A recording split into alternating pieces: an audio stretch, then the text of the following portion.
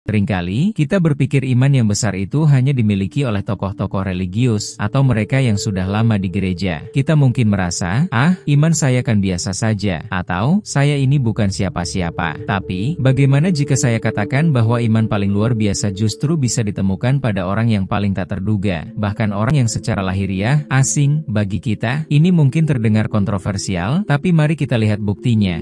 Dalam Matius 8 ayat 5 dan 6, kita bertemu seorang tokoh yang tak lazim, seorang perwira Romawi. Bukan orang Yahudi, bukan murid Yesus, tapi seorang tentara pendudukan. Dia datang kepada Yesus dengan masalah besar. Hambanya sakit keras. Dia memohon, "Tuan, hambaku terbaring di rumah karena lumpuh dan menderita sengsara sekali." Yesus segera merespons, "Aku akan datang menyembuhkannya." Tapi, lihatlah balasan perwira ini di Matius 8 ayat 8. "Tuan, aku tidak layak menerima engkau di dalam rumahku. Katakan saja sepatah kata, maka hambaku itu akan sembuh."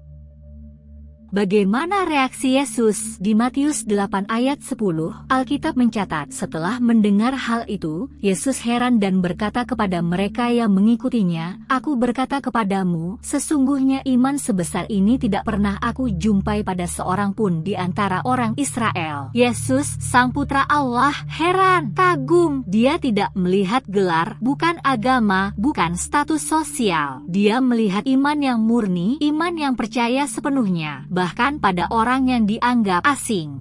Pesan apa yang bisa kita ambil dari kisah ini? Ini bukan sekadar cerita masa lalu. Ini adalah prinsip ilahi yang radikal. Tuhan tidak peduli dengan latar belakangmu, status sosialmu, atau berapa lama kamu sudah beribadah. Dia mencari hati yang percaya sepenuhnya pada kuasanya. Imanmu tidak ditentukan oleh siapa kamu di mata manusia, melainkan oleh seberapa besar kamu percaya pada sepatah kata dari Yesus.